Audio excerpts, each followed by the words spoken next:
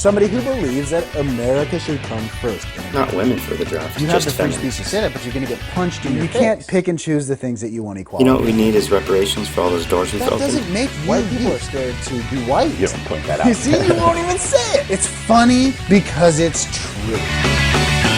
I'm David, and that's Greg, and we are Millennially Challenged. Welcome to our first episode for December 17th, 2016.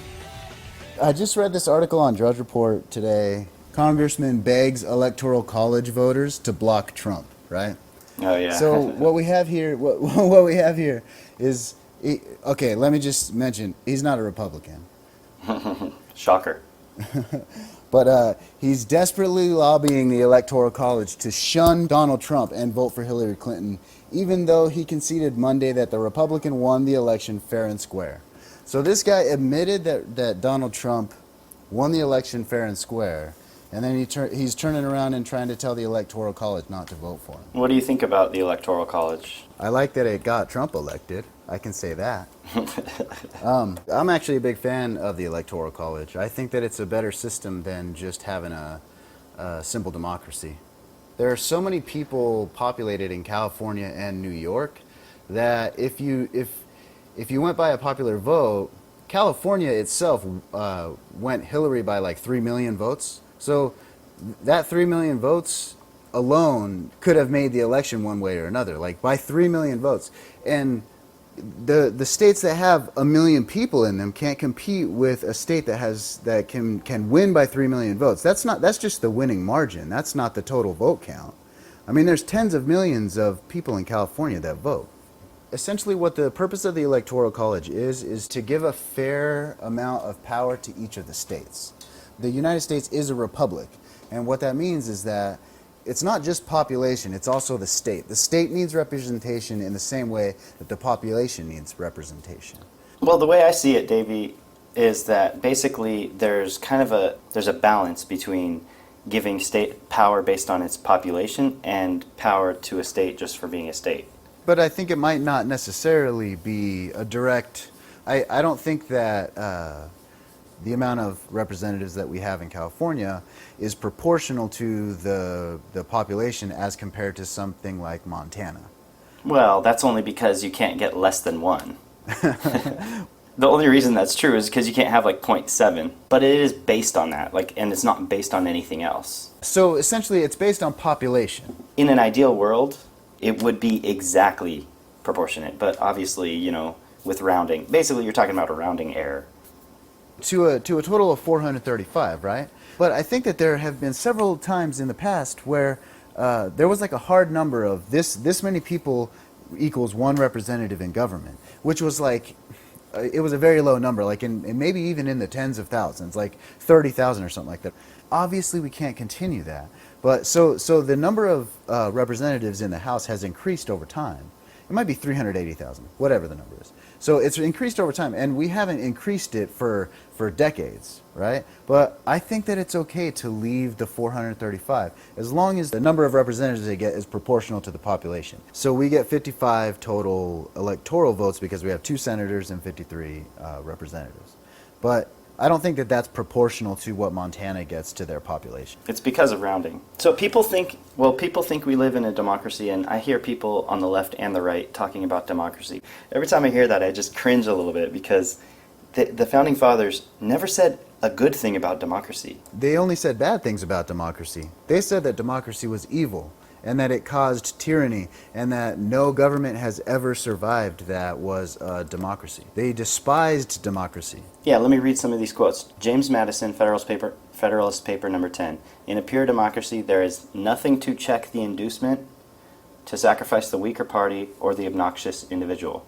Edmund Randolph said, in tracing these evils to their origin, every man found it in the turbulence and follies of democracy. John Adams, remember, democracy never lasts long. It soon wastes, exhausts, and murders itself. There was never a democracy yet that did not commit suicide. John Marshall, between a balanced republic and a democracy, the difference is like that between order and chaos. So you can't rely on a simple majority for anything. That's why we're set up as a republic. Well, you got 3 guys in a room. 2 guys are poor, 1 is rich. the two guys in the room vote to steal the other guy's money and divvy it out between the two of them. That's democracy. This reminds me of the democratic socialism argument from the Bernie boys. It's democratic socialism. I think that Bernie believes in democratic socialism, but what he was talking about on policy wasn't necessarily democratic socialism. It was just taking more money from the people and giving it to community colleges. Yeah, well, it was a step towards socialism. I gotta hand it to Bernie. He does a really good speech. He's very entertaining. He had me for a while there. I was like a pro Bernie guy during the primaries. I really loved Bernie Sanders. I think he's an honest guy. I think he's, stupid. Well, you may be right about that. I think rather than trying to manufacture wealth, you should try to innovate wealth, which is like what Donald Trump is I feel like doing. people on the left, they see the pie, they see the dream, they see the economy, and they say, I want a piece of that. And so they're going to vote in as many people that will give them as many pieces of that pie as they can. Generally speaking, libertarians, people on the right, people who are basically not on the left, anyone not on the left, if you're up, right, or down, as long as you're not left, it seems like people believe in making that pie bigger. Building wealth out of nothing, building, wealth that didn't exist before. You're talking about the nature of Well, humans? just like the nature of people who don't have the gimme mentality that the left has. Yeah, like what you think of as like the average American worker. Yeah. Like just the average person. Or like with a work ethic. Especially like entrepreneurs. It's like you have enough entrepreneurs to like build new products and create new industries, and generally all those people take responsibility for themselves, and they're building a bigger America. They're building a better economy for the rest of us. Whereas people on the left, they say, hey, I'm a victim, please give me more things. Hey, I'm a victim. No, I'm a bigger victim than you are. No, where do you fall on the victim ladder? Their entire platform is to play the victim, to always be a victim, to manufacture being a victim. It's almost like a point system. It's like whoever can build up the most victim points, then, they can get more money, basically, or more sympathy.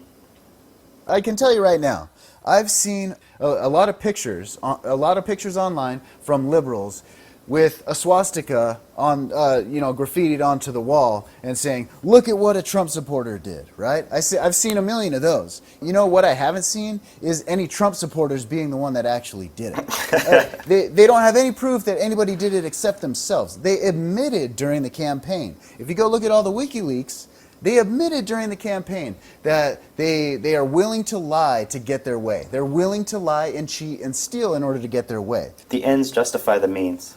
They're trying to capitalize on our desire to help others, But what they've done is, because they're immature and they just expect you to roll over, as soon as they face any opposition at all, what they do is they turn around and then they start accusing you of being racist or being misogynist or being a bigot or whatever. They want to accuse you of doing all of these things, or you of being this type of person, but they have no basis for it. So what they're trying to do is manufacture victimhood. You know what happens when you do that, Davey? They're doing way more damage than they're doing good, because what they're doing is they're basically, for example, take people who've actually been raped. That's a really big deal. They should be taken seriously. There should be steps, measures. And I wouldn't say you should just believe someone if they say they were raped, but if there's evidence of rape and it's basically, proven in a court of law that the person did rape, then that's a pretty big deal. We should, pay close attention to that and make sure these rapists get, punished for what they did. But these people who go and pretend they got raped, and then it's later they admit to pretending, that just weakens every other case that comes along. And it happens all the time. But that's exactly what happened with Black Lives Matter. They did the exact same thing. They started with the lie, with the hands in the air, don't shoot. And when it actually was investigated, it came out that the guy was like attacking the cop or something, or charging at the cop or something like that. It started with a lie. I think he grabbed the cop's gun and it went off. I think it might have hit him in the hand. Oh like my he God. shot his hand. This is what they did, is they took it and they just lied. They outright lied to sell victimhood. The entire movement began because of that and a couple of things like that. Believe me, they have some legitimate gripes, but it's no more than what any average person has with the police. The more you do bad things and the police have to get involved with your life, and the more combative you are with them when they get involved in your life, the worse it's going to be for you. So just cooperate and then you'll be fine. Have you seen that video of Corn Gaines? These are the people they point to as an example of how the police are so bad. And it's a video of this girl. She was like getting pulled over and they said, hey, you don't have the right, paperwork or whatever you need for this car, so we're going to have to, you need to get out of the car so we can impound the car or whatever they were doing. And she was like yelling. She has a 5-year-old in the back seat and she's like, you're going to have to kill me. You're going to have to kill me. I didn't do nothing. And I'm not getting out of this car. And she resists. And her son goes, hey, Mom, the police officer's being very nice. You should do what he says. And she's like, you do not do what the police officer says. You never do what, you fight for your life. Blah. And she's like teaching her kid that the police are evil and they're going to come kill you. And even at the beginning of the video, he was like, dude, you're crazy. Like, just listen to the police. And at the end, he wasn't really talking back to her, but I'm sure he's getting indoctrinated that, yeah, the police are evil. They're going to kill me. And then you have these people growing up. So she's telling her son, this cop wants to kill you. Yeah, she was saying that. And the police officer was standing right there saying, no, ma'am, we don't want to hurt you. We're going through this is a standard procedure for, this situation. It's, they're not saying the words, it's not because you're black, but they might as well be saying that. We're not here because you're black. We're here because of X, Y, and Z. And that happens in almost every of these scenarios. It's like, this guy got shot because he's black. No, he didn't. He got shot because he was grabbing a cop's gun. This guy got shot because he was black. No. And no, we don't. How many white people can grab a cop's gun and not get shot? White people in the same scenario actually shot more often than black people in the same scenario. The difference is that white people don't put themselves in that scenario as often. Yeah, so there's more altercations between the police and African American people than there are with white people, because African American people are getting in trouble with the law more often. And what does it come from? They're doing bad things more often. I think it has a lot to do with the victim mentality that we've been talking about, and also just democratic policies in general. We were talking the other day about poverty. Like, is poverty the reason that black people commit more crime than white people? Because a higher percentage of black people are in poverty than white people. I think that poverty does not explain it sufficiently, the crime rate and the high school dropouts and all of these like horrible things that could happen in your life. All this stuff, it's disproportionate for black people. So if it's higher for poor people, but it's way higher for being black is a much bigger risk factor for these things than being poor. So my opinion is that this all stems from democratic policy, and I'll tell you why. Black people vote for Democrats. If not on a federal level, at least on a local level. Like take Detroit, for example. Detroit's a hellhole, and they have a mayor he's a black Democrat. And what they do is so step one is they vote in these Democrats, and then step two is that the Democrats create policies such that it makes it way better for a woman to kick out her partner than to have her partner stay and provide for their home. So the government will give you $30,000, and your deadbeat boyfriend or husband, could get you less than that. So you kick him out. Yeah, they kick out their boyfriend and marry the government. You know what this does to the kids, Dave? So, like 30 or something years ago, I don't know how long ago, but the single motherhood rate for blacks and whites was around 5%. And then now it's like 75% for blacks and about 25% for whites. Well, so it increased on both, but it increased at a much higher rate with black people. Yeah, and I think the reason for that is that these policies come in and they give incentive for people to be in that situation. If the government didn't give people money for that situation would not happen. I mean, I don't think it's a naturally happening. Without the government getting involved in that, the family sticks together, because how else do they survive? They have an incentive to kick out their spouse or not their spouse, their boyfriend or whatever. And I think that ruins the entire family unit. I think that a family is supposed to be made up of a mom and a dad and kids, you know? You could talk about gay marriage, at another time. But, a mom and a dad raising a kid. I have a wife, a beautiful wife. We have 3 kids and 1 on the way. I can't imagine a better situation for a family to be in. I'm not saying that 2 men can't take care of it. We can talk about that later. Or 2 women can't take care of a baby very, very perfectly. Okay. Well, let's talk about it right now. I don't think we have that much research into it, but I do have. I personally am against gay marriage, mainly because I don't think that gay marriage adds any value to our society, and that marriage itself, the only reason that marriage even has any value in our society is for child rearing, and we want, the best outcomes for our kids. That being said, obviously, there's a lot of crappy parents that have, the quote-unquote ideal situation, like a mother and a father.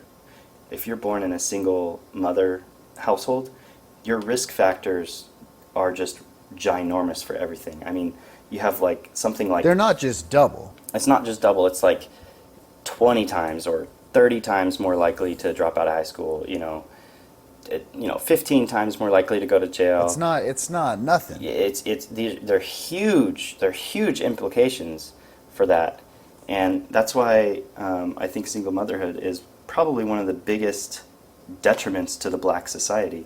I mean, just think about it logically. Like, if you're a kid who just has a mom, a lot of these guys go to gangs to get that father figure. And the fact that they're going to these gangs for their father figure means that if I'm a son of 2 lesbians, I'm also gonna go to a gang for a father figure.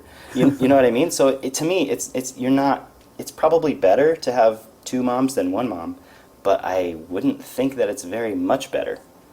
And in the same way that you get certain things from your mom and certain things from your dad, the same thing is true if you have 2 dads. I mean, you're not getting something. Here's what I think. I think your opinion is that it doesn't add anything to society to allow gay people to get married. I say even if that's true, it also doesn't take away from society, and I'll explain why. You're right there. Like I said earlier, if my kids didn't have a dad and a mom, then I don't think that they would have the same positive experience of life, as if they had 2 moms. But here's why I think it's okay for gay people to get married and for them to have children. Because I think that naturally, when there are 2 men in a relationship and there are children, one of those parents takes on the role of the mother and one of those parents takes on the role of a father. So even though they are 2 men, and even though that it's not like a secret that they're 2 men, it's not like they're hiding it from their children, they still do that. Like even like on Modern Family. Like I know that's ridiculous to compare to Modern Family, but what they're trying to do is portray a normal situation. So there's like the very feminine one, and then there's the very masculine one.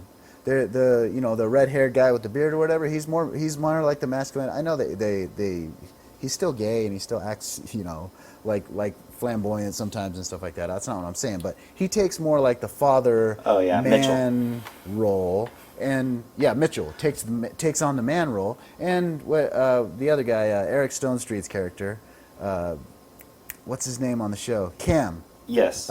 His character is the very feminine one. He's the one that stays home and takes care of the child. So I do think that the children do get both of the parents a little bit. I'll meet you halfway on that one. Father. I will meet you. I'll be willing to admit halfway on that one, but it's still not going to be the same. I agree that it won't be the same. It's not going to be the same. I don't think it's even close. I can tell you right now, I could not do what my wife does. No, and I don't think any man. And my wife probably would never want to do any of the things that I do, but she definitely can. But you know why she doesn't? Because she thinks that it's more important to have a good family unit than it is to make more money for our family. Yeah, I was telling my wife the other day, I was like, you know, if you're not gonna stay home, what is the point of having kids if you're both gonna work? I mean, I know that's gonna offend a lot of people, but how much time do you actually get to spend with your kids? I'll tell you right now, I get off work early, and I don't spend even that much time on them. Maybe 4 hours a day with my kids. That's not that much. No, but at least they have their mom to spend the entire day with. Exactly. We think that that's more important than making, an extra paycheck. Yeah.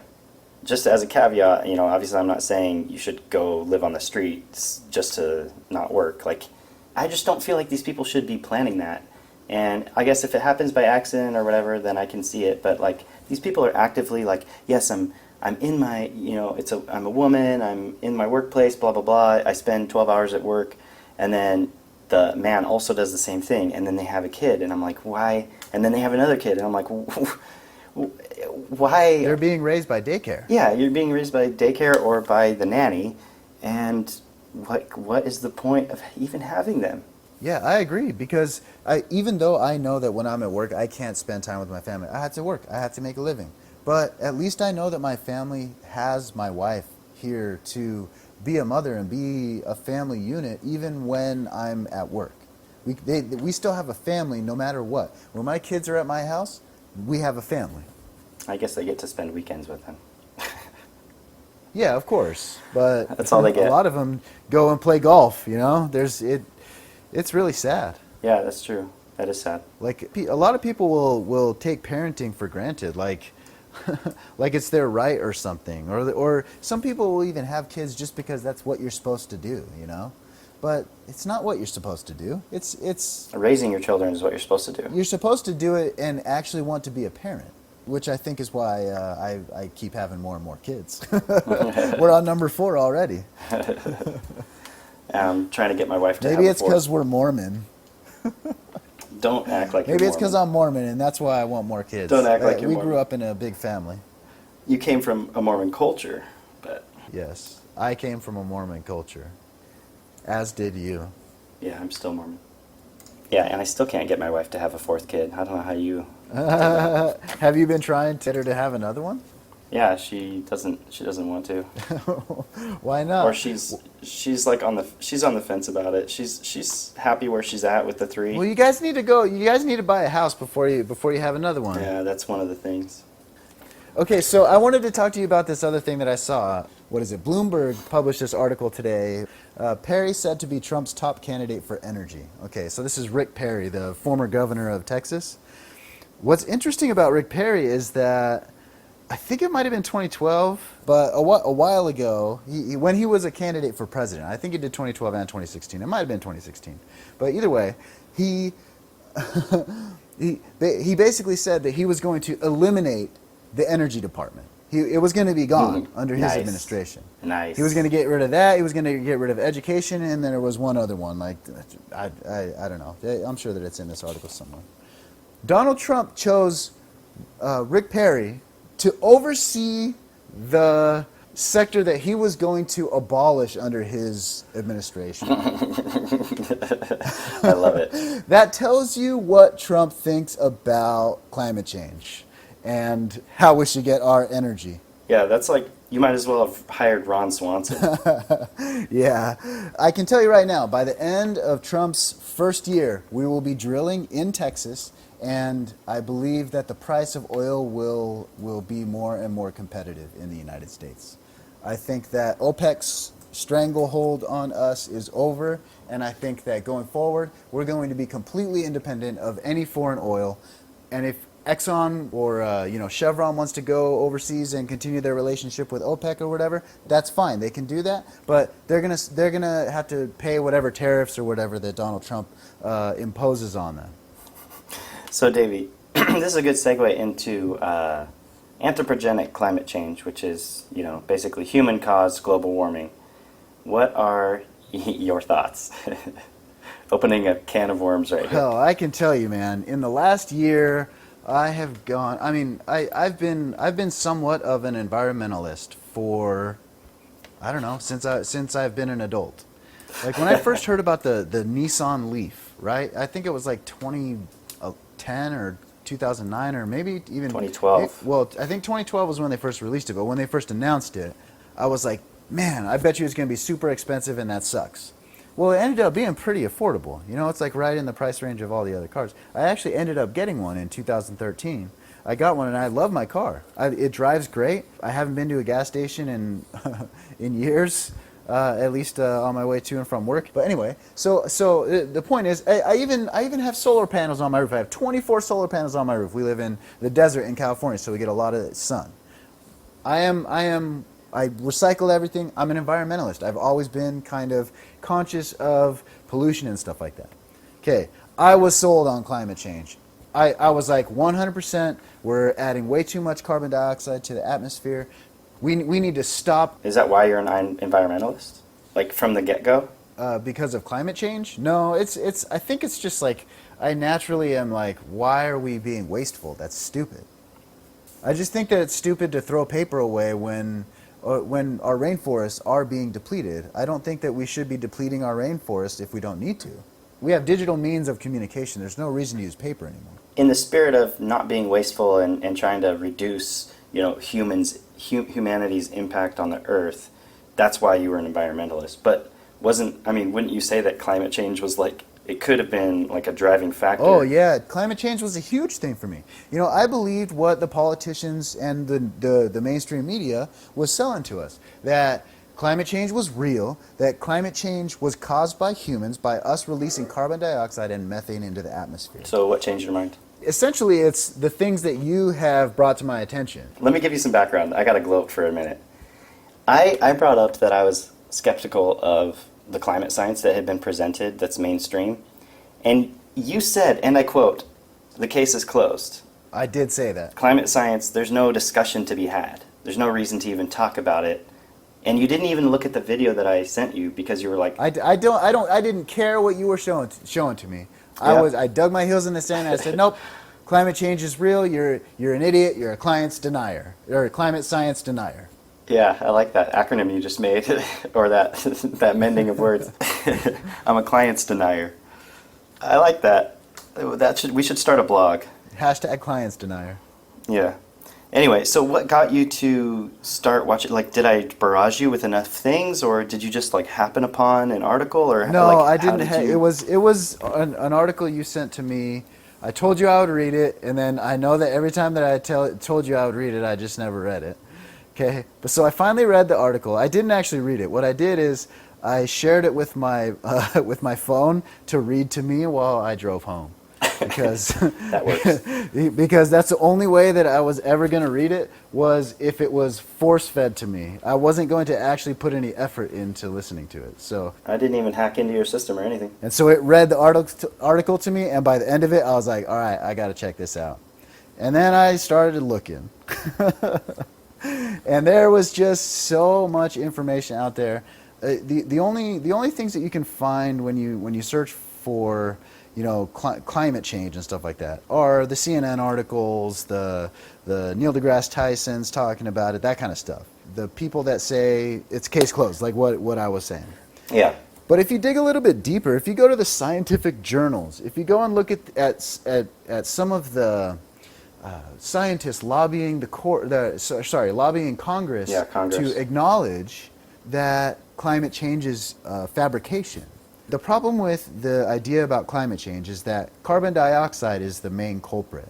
It has little impact on our climate. What has an impact on our climate more is water vapor, which is a much more prevalent greenhouse gas. It's like something like 95% of the greenhouse gas. That's what keeps the heat inside. It's not the trace gas. It's clouds that keep the heat inside. And so when the ocean warms and we have an El Nino, the whole planet gets warmer because more clouds go into the sky and we have more greenhouse gas. But the greenhouse gas isn't carbon dioxide. I bought the whole climate thing too, like not that long ago. And I was actually talking to Dad about this, and I said, I think I even told him the same thing. I said, I think the science is kind of closed on that. I mean, they have like their 97% figure. As I was saying it out loud to Dad, I was thinking, I'm just going to look into it. I mean, maybe that 97 number, because I've heard a lot of statistics, and sometimes they're meaningless, but they're presented as, really important. I've heard this 97% figure a lot of places, and I think the source of it was a paper by Cook in 2013. And what they did was they took 12,000 papers, and they claimed that 97% of the papers agreed that humans were at least 50% of the cause of human-caused global warming. And what actually they found was only 65 papers explicitly did endorse. Out of 12,000. Out of 12,000. These climate deniers or these climate skeptics, they admit that there is global warming and that part of it could be human caused, but what they disagree on is the amount of global warming that's caused by humans. And when you hear the alarmists, like the climate alarmists talk, they just don't even seem like scientists a lot of times. I mean, they don't really have arguments for their cause. Like, I was listening to, I think it was Bill Maher and what's that guy's name? Neil deGrasse Tyson. And Neil deGrasse Tyson, and they had someone on who was saying, I don't believe in this and blah, blah, blah. And Neil deGrasse Tyson, his only argument is that there's 97% of the people who agree with him. And that's, first of all, not an argument. That's not a scientific argument. Oh yeah, so this guy brings up a bunch of valid points and is poking holes in climate change. And Neil deGrasse Tyson isn't refuting the arguments, isn't defending climate change. What he's doing is he's ridiculing the guy. He's badgering the guy. He's like, "Oh, you're just an idiot. Oh yeah, you don't know what you're talking about. Us scientists know what we're talking about. You're an idiot." And I'm like, why don't you argue against his points instead of arguing against him because he's an idiot? Okay? He may be an idiot. I'm not saying that he's not an idiot, but he said some things that sounded like they made sense, and you turned around and you said, "You're an idiot." You didn't turn around and say, "Here's why you're wrong about these 4 points that you made." He needs to turn around and refute the argument. You can't just say, well, you can't attack the person. That's what a liberal does. They attack the person instead of attacking the cause, instead of attacking the point of what the person is saying. Let me give you one example of a great, thing to be worried about, which is that historically speaking, carbon dioxide levels have risen after global warming, not before, historically speaking. And this is a huge blow to climate, alarmism, because if the carbon dioxide goes up after it gets hot, then there's really it can't be causal because it's the result. Anthropogenic global warming is a religion. It's not even science anymore. It's just a religion. So when people attack your religion, if you come at me about my religion, I'm probably going to defend it, and I may not do it in a rational way, because maybe it doesn't make sense, especially if it doesn't make sense.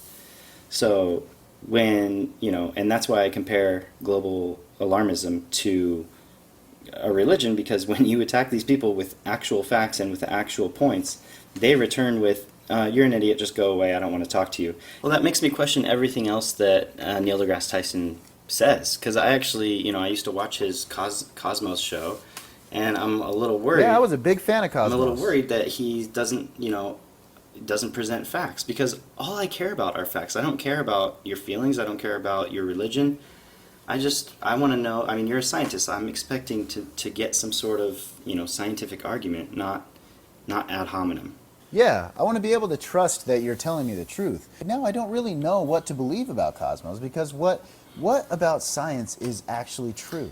A lot of the times, Greg, I don't even think that you can tell when there are breakthroughs in medical technologies and things like that, because corporations will just buy up the patent and then suppress it, and nobody ever knows about it. They'll pay the guy off $100 million or whatever the number is, and then suppress it. See, I doubt that from an economic point of view, because you say that they're going to suppress it because they want to make money, right?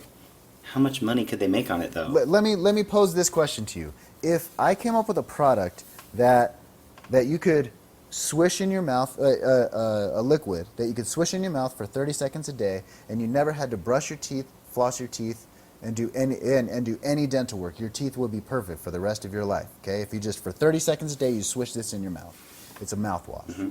I guarantee you Crest and Colgate and the American Dental Association would be at my doorstep.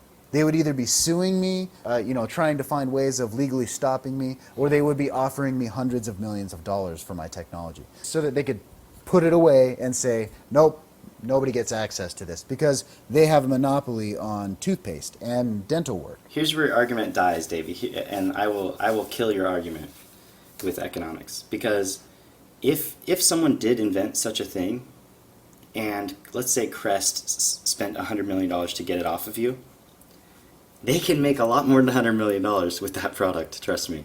You could sell that product for thousands of dollars, and every single person would buy it. You would be a multi-billionaire instantaneously, and you wouldn't have to make toothpaste ever again. You could just make whatever that was and sell it for a crap ton of money, because all you have to do is say, swish this around in your mouth. Even if, let's say you had to do it just one time. You didn't even have to do it daily. You just had to do it one time. You just make people pay $10,000, $20,000, $30,000 for it, whatever they are, because you can say, how much were you going to spend on dental? Okay, now you just have to spend on this. So I think that there's a huge hole in your theory, because you just bought something for $100 million just to do nothing with it, and yet you could have made billions on it. So you believe that a company has never bought somebody else's technology just to shut it down? I mean, if there was a better toothpaste that was going to put Crest out of business, but it's not going to revolutionize the world. It's not going to ruin the dental industry. Like, I went very extreme with my example, but if it was just a better toothpaste that's going to put Crest out of a job, then Crest can buy that toothpaste. And then use it.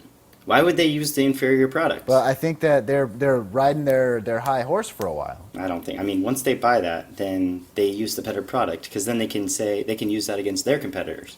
So the fact that there's competition and that there's a market for these things. So I mean, if someone cured cancer, there would be, even governments would probably pay, possibly trillions. You could get more money than anyone's ever had if you learned how to cure cancer. Yeah, you would be in the 0.0001%. You would be the richest person. Whatever the percentage is of 1 over 7 billion, that's the percentile you're in, because there's no one ahead of you. Okay, so here's this next one that I saw. Craig, you're going to love this one, okay? Here's the headline. This is from The Wrap, okay, therap.com. Gender fluid performer Kelly Mantle eligible in male and female Oscar categories. Academy confirms confessions of a womanizer, in quotes. So I guess that's like his or her movie or whatever. What was he or she originally? Or I should ask, what kind of genitalia does this person have? The film's producers ran into a dilemma when filling out Oscar paperwork, which required them to classify Mantle, who was born a man, as either male or female. Mantle was submitted for consideration in both categories, and the Academy confirmed that the performer can be nominated in either one. Depending on what percentage of the time he played a male on screen, if it's 51% of the time male on screen, that person better be up for a male Oscar. Unless the competition in the female category is not that bad, and then she at that point can compete in the female category. So if she can't compete in the male category, she could just go over to the female category. That's fair. That seems fair to me. It's probably an easier curve over on the female side anyway. Yeah. No, but Davey, okay, here's my problem with transgenderism in general, is that we have, okay, if my son said, "Dad, I feel like a woman," I would say, "Well, what do you mean?" Dad, I feel like a woman. He just really loves Shania Twain.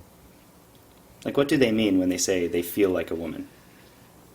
When they think about themselves, they don't think about themselves as the gender that they are. So if your son said to you, I feel like a girl, even though he is physically a boy, he feels like he is a girl. I think that's what they're trying to say. Yeah, but so my point is, what does that make you? Does that make you think you want to wear dresses? Does that make you, want to, if he was older, kiss boys? I think that wearing dresses and putting makeup on is the manifestation of them feeling like a woman.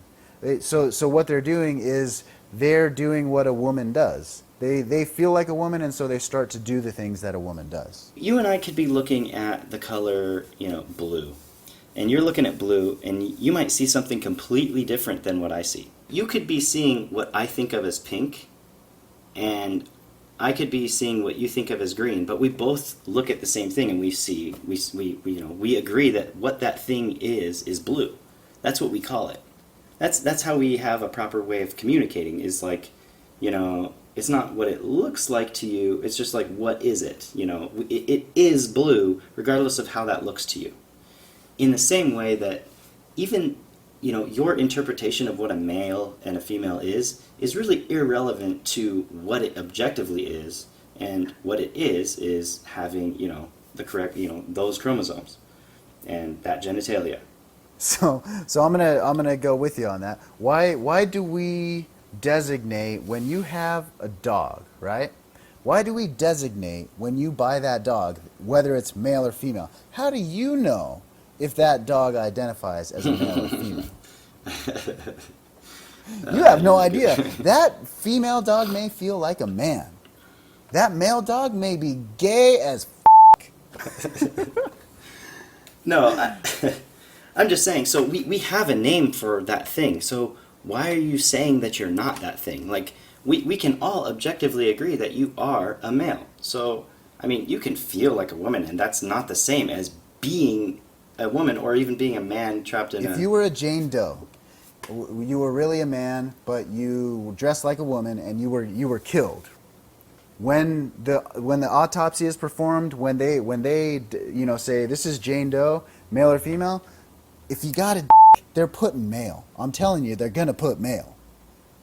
I don't care how you feel. You're a male. You are a male.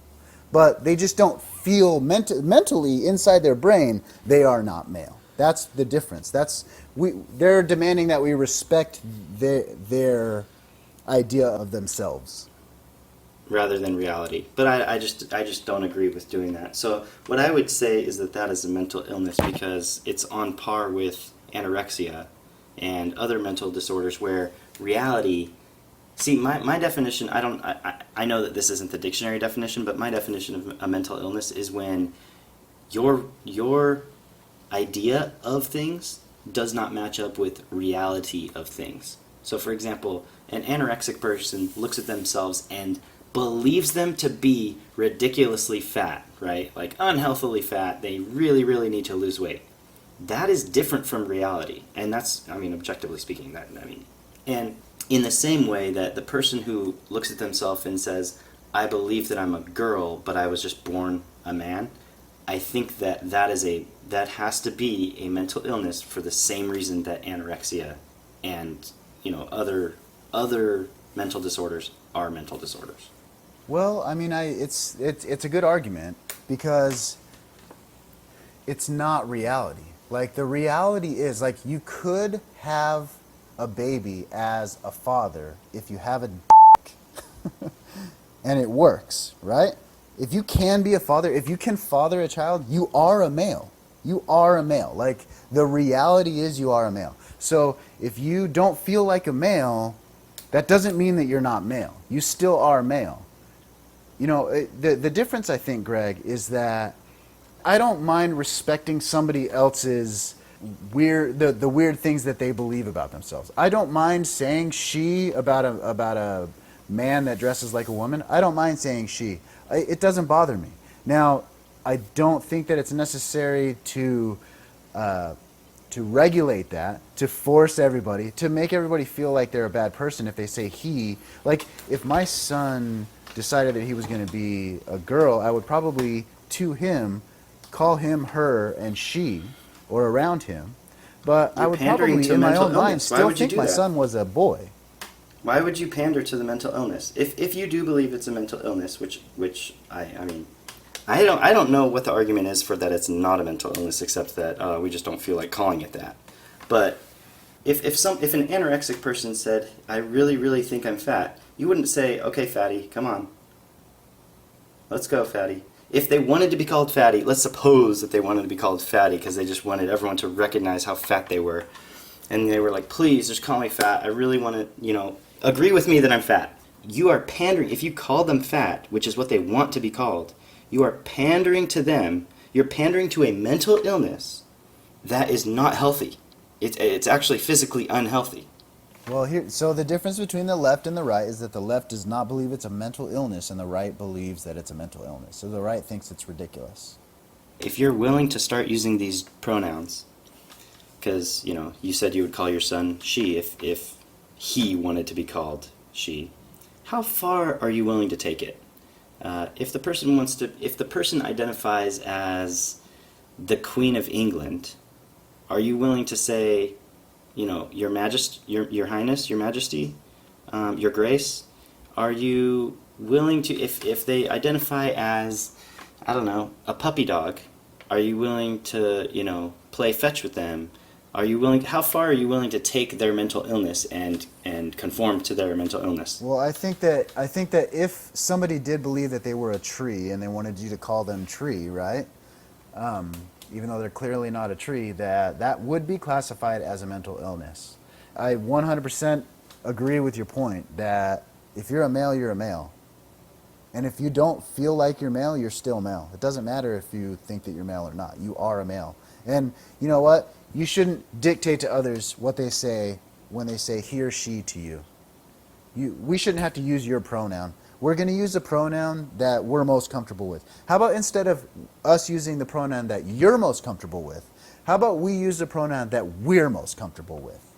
Why do we have to pander to you? Why can't you pander to us? You're the one who is transgender. We're not the transgender ones. I would argue that it's normal to not be transgender. You can't say that it's normal to be transgender. It's not. What's normal is to not be transgender. But the language changes would happen naturally at that point. These people they're such a small percentage. If there was a significant percentage of the population, one could argue that that's normal for a particular type of person. That's true. I would too. I think if you can sell it, hey, look, if you can sell it that you're a girl and I don't know that you're a man, I'm going to call you she. Sell it. If I know that you're a man and then you become a woman, I'm going to think of you as a man. You are a man. In my eyes, you're a man. Yeah, come on, Bruce Jenner. You think Caitlyn Jenner was capable of, breaking the records and stuff? No, I don't think so. No, yeah. Wait, so if Caitlyn Jenner was Caitlyn Jenner back when she was Bruce Jenner running in the Olympics, if she had competed as a female, she would hold the world record. Oh, she would destroy for females. She would destroy it. You see how we're using the word she? Because we're saying Caitlyn. We're not looking at Caitlyn. I mean, I think of him as a he. I mean, Caitlyn is a he. I've talked to other people about him. In my mind, he's still a he. But sometimes when you say Caitlyn, it's natural to start saying she because you just said Caitlyn. They're selling it. He's selling it with his name. He's selling it. If I don't feel uncomfortable calling him she, I'm not going to feel uncomfortable calling somebody else she. If you sell it, it doesn't bother me. That's what I was saying, Greg. Like you refer to Bruce Jenner as he, I refer to him as she because I just think of him as a she now. I've been manipulated into thinking that. If you identify as a tree and you sell it and you look like a tree, then when I play I Spy with my kids, that's a hard sell, man. That is a hard sell. But if you can sell it, and when I play I Spy with my kids, I will say I spy a tree, and I will not call you a he. I will not call you a human. Yeah, I mean, if you can sell it, that's fine. I don't care. Now, would I want to date you? No, of course not. Oh my gosh, heck no. It doesn't bother me if a dude is dressed up like a lady. It doesn't bother me. And if I don't know that you're a dude, I'm going to call you she. Just sell it. Dude looks like a lady. Just get out there, put some makeup on, get all sexy, get some fake boobs, do whatever you got to do, make yourself look pretty. And then I won't have any problem calling you a she. You know when I have a problem calling you a she is when you look like a man. Or when you take off your clothes. Like, I'm sorry, that's the pronoun that comes to mind when I see you. I mean, Davey, if you were single and you were dating a girl, what you thought was a girl, and then, Deal breaker. You think? It's a deal breaker. I want kids, man. I want my own kids from my own wife. Just given the fact that you're just super, super not gay, That I mean, when you see the penis, I mean, come on, like. Well, I'm super not gay as long as your definition of not gay is only has sex with men every now and then. But I close my eyes the whole time. Yeah. No, did you see that video of the transgender guy? The transgender guy saying like you're a bigot if you don't want to date a transgender person. Yeah, I did see that video, and I think it's ridiculous. Facepalm. You're not a bigot if you don't want to date a transgender person. You just prefer females. I want to conclude with one last point that's related. With feminism, they're trying to say that fat is sexy. Okay, I'm sorry, but you cannot convince my penis that you are sexy. If you can't convince my penis, then you're not sexy. I'm sorry, like there's no other, we don't need any other metric. Just, do you turn me on? And if the answer is no, then you're not sexy. So don't try to tell me that fat is sexy. It's just not. But there are some people that love it. There are some people that love it. Then you're sexy to them. They love it. Then you're sexy but to them. Go to those people. Go to the people that love it. Go to those people. But the society in general, the vast majority of penises do not go up when you walk past. Okay, so before we end, I just wanted to mention, U.S. judge rejects Green Party's Pennsylvania recount case. So Jill Stein was trying to stop Donald Trump from becoming the president. There's nothing that she can do. Even if she stopped those other two states that she's, Wisconsin and Michigan, even if she stops those other two states, with Pennsylvania, he's got the nomination no matter what. No, I mean he's got the presidency. He's got the electoral votes, but he needs to get the electoral college to actually vote for him like they're supposed to. Yeah. So what they're doing right now, what they're doing right now is they're trying to present this case that Russia got involved in our elections. But Trump doesn't believe it. That's the thing. So if Russia got into our elections, that means that we should, if Russia really influenced, or if they really hacked the election and they like manipulated the results, we should be investigating. We should go to war with Russia if that actually happened. I just don't believe that happened. They're arguing that Russia, indirectly changed the election by hacking into the emails and then producing, and giving the emails to the American people to paint the Democratic Party in a bad light. Yes, but that's what I'm saying. So, but if what they did was cyber espionage, if they actually did what they're saying that what the Obama administration is saying that they did, we should go to war with Russia. I don't agree with that. They didn't hack in and change the numbers. Like, the American people still voted. But my point is, that didn't actually happen. I think it's a false flag. The Obama administration is putting out false flags to try to stop the Donald Trump presidency. Because we view cyber espionage as espionage. Like, doing it over a computer doesn't matter. So from the country's perspective, they attacked us, okay? So we should attack back, right? They say Russia did it, and the purpose of doing that is to convince the Electoral College not to vote for Donald Trump, to disrupt his presidency, to delegitimize him, to make him seem like he's a joke. But he doesn't believe it. He came out on The Hill, says Trump dismisses Russia CIA card, right? So here's what he tweeted. Can you imagine if the election results were the opposite and we tried to play the Russia CIA card? It would be called a conspiracy theory. That would be correctly marked as a conspiracy theory, as we can now correctly mark it as a conspiracy theory. CNN doesn't want us to call it a conspiracy theory, but let's just call it what it is. It is. It's fake news. They want to try to call all the real news fake news and all the fake news real news. They're the fake news. Trump is on the side of the real news. Okay, Breitbart is real, but it's also very, very biased. I would like to see Breitbart be a little bit more critical of Trump, but I get what they're trying to do. They're trying to be like the exact opposite of CNN, but you don't want to make the same mistakes as CNN is making. You know what I mean? There's a lot of people who are coming out, and like if you look at Ben Shapiro, he's kind of when he does something good, praise him for doing something good, and when he does something bad, hold him to the same standard that you should always hold people to. So I agree with that. Breitbart only paints him in a good light. So I agree with you that they should publish the negative things as well as they should publish the but they're you know, if it's one side publishing only negative things and then the other side is taking a balanced approach, well then the conglomeration between the two is that he's crappy. So I see kind of what they're doing. They're trying to off balance the CNN thing. So they're trying to sell him in such a way that combats the other side. Yeah, basically they're using CNN as the argument for why he's bad, and they're just presenting the argument why he's good. So you can just read both and then come to your own conclusion. But, I guess that's okay but it's too. not just CNN. There are hundreds of news outlets, and there are only a handful of the ones that are on the other side of news outlets. Yeah, that's true. So we'll continue our conversation next time. All right. See you guys. See ya.